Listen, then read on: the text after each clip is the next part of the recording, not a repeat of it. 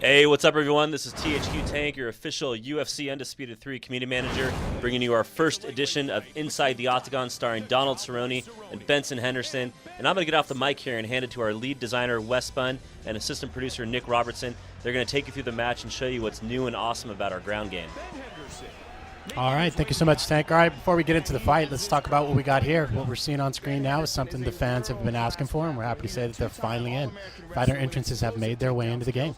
Yeah, people so far that have seen it have been pretty stoked on it. Got a lot of those signature entrances in there. Rampage coming out and doing his howl. Jones doing the cartwheel when he enters the cage. Henderson praying before he goes in here. So you definitely get those personalities, those fighter personalities right from the get-go. Yeah, and they're also very informative. You're going to hear Joe Rogan and Mike Goldberg also give you some history about the fighter, what they're good at, their strengths and weaknesses. So if you're not familiar with all 150 fighters in the game, Joe Rogan will give you a little bit of insight to what your guy's good at, and that's very, very helpful. Yeah, it can definitely help you, game plan what you're going to do with this fighter. If you've got a guy like Cerrone who's got, good Muay Thai and good submissions, then you're going to want to, tailor your game plan around that. Avoid his submissions and avoid the clinch.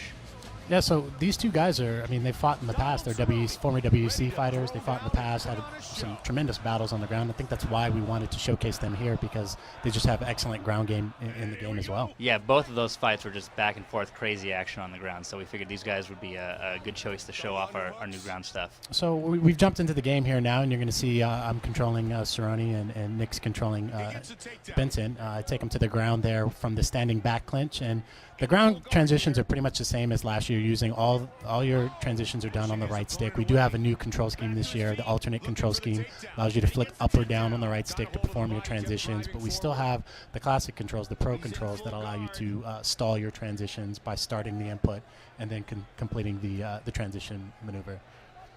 So right here, I'm kind of holding off, waiting to see what he's going to do. Wes is pretty tricky on the ground. Notice he didn't transition, so I tried to grab his head. He struck out of the clinch there. Yeah, that's a new feature we wanted to add this year. So you have the ability to perform a transition to enter a head clinch position, or you can just transition block to prevent me from posturing up. It's a little bit easier to perform. And then here I'm using some ground sway, so avoid the ground and pound. You can actually move your head, stay out of the way of those punches. We'll get back to your feet. Gives you a few different options for how to defend yourself on the ground.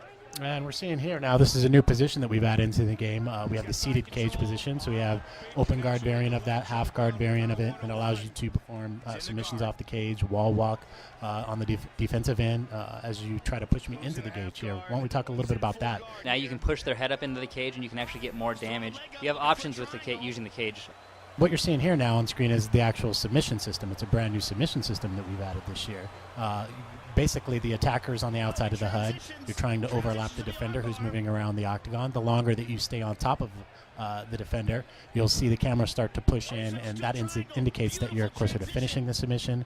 When the camera pulls out, you're closer to escaping the submission. So getting a lot more feedback this year in terms of what's going on with the submission and how close you are to finishing or escaping. And there's also that bar right there in the middle that shows which player is winning. Or show the red or blue filling up, so you know when the submission is going to finish exactly. Right, the shine is gone, people. The shine is gone. Oh, he's out of it. Nicely done. Final 30 seconds. Non-title fight scheduled for 3 5-minute rounds. Uh-oh, these are big strikes. Oh, he's got him dazed. Ooh, just got rocked there, son. Yeah, I was waiting for a transition, and I just left my chin open there. It was not good. And saved by the bell.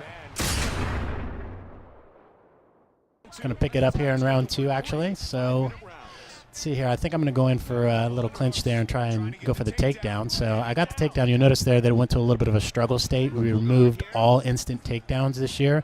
The only time you can get an instant takedown is on a major counter. So when the opponent is throwing a strike, a strong strike or a technique strike, that's when you can get that instant takedown. There's no other instances of that. And there you saw my head was up against the cage. I was trying to sway out of the way, but since the cage was there, I was unable to and had to just get right back up to my feet, clinch up here.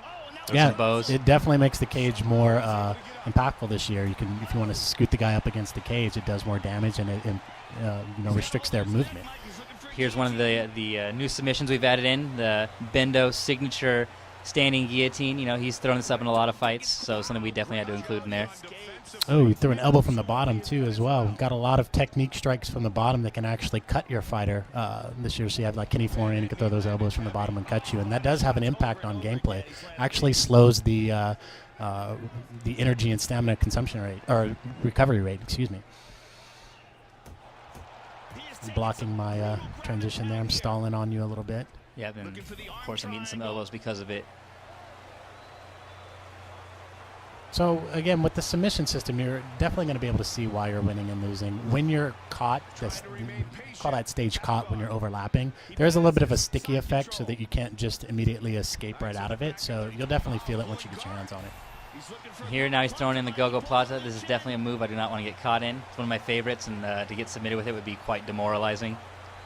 Yeah, it's pretty easy to determine who's winning and losing and who's controlling which fighter. The P1 and P2 indicate the player 1, player 2. Also, if you forget, you can look at the tape around your gloves, red corner, blue corner. That's what those colors represent. Here, I'm teeing off, getting a little cocky. I got the mount position.